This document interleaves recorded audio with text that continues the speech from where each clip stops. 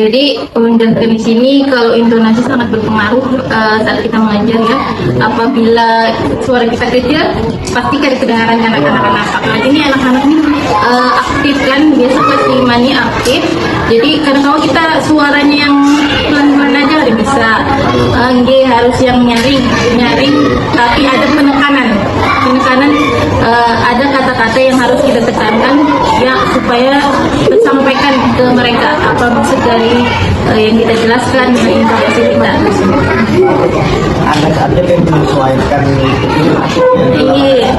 Iya, ada misalnya ulun menjelaskan apa yang ingin ulun sampaikan, ada kata-kata yang usah nyaring tapi ada yang ulun tekankan di kata-kata tersebut. Iya, penekanan kata ini. Jadi kan tadi itu suaranya. Jadi kapan yang menggunakan intonasi suara yang tinggi dan ada suara rendah kenapa? Biasanya kalau anak-anak itu kurang memperhatikan, nah di situ harus suara ulun intonasi ulun ditambah kalau yang misalnya ulun sudah lihat sikonnya sudah tertuju pada ulun, sudah mengarah memperhatikan ulun, nah di situ ulun mengurangi intonasi ulun. Dia sudah mulai memperhatikan ya boleh direndahkan. Karena punya nyaring terus. Karena dikira ibunya ini menyiarkan banget ya.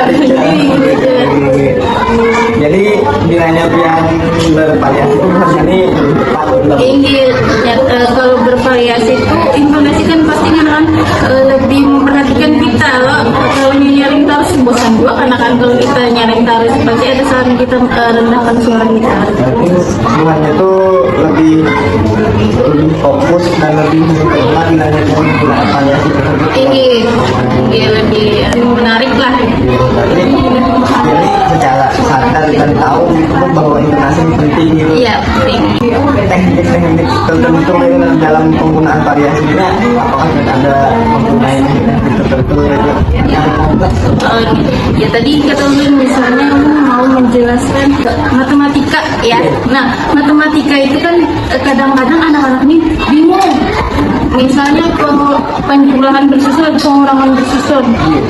Biasa anak-anak itu mengurang, ada yang kelas 5 ini ya, ada yang mengurang itu dari depan.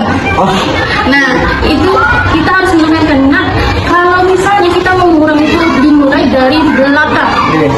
Jadi di situ kita nyaring suara dan ada tekanan sedikit dari belakang. Itu sekiranya jangan sampai ke depan lagi gitu, dari belakang. Nah, itu maksudnya ini biasanya ya itu apalagi yang kayak meminjam. Nah, itu ada bagian-bagian tertentu nyaring dan ada tekanannya. Jadi itu sebenarnya yang melakukan itu sudah kayak butuh latihan juga supaya tim harus bisa nih kapan tim harus menekankan yang ini, kapan tim harus nyari, itu perlu latihan dan pengalaman dulu. Sebenarnya kada yang latihan secara anpang, kada yang intens itu kada. Ini biasanya tuh ulun sudah paham di mana letak anak-anak ini perlu ulun nyaringi suara ulun dan perlu penekanan. Nah, supaya kan mereka nih banyak yang bingung gimana. Ulun tanya di mana mereka bingung lah, di situ ulun ada nyaring suara dan menekankan.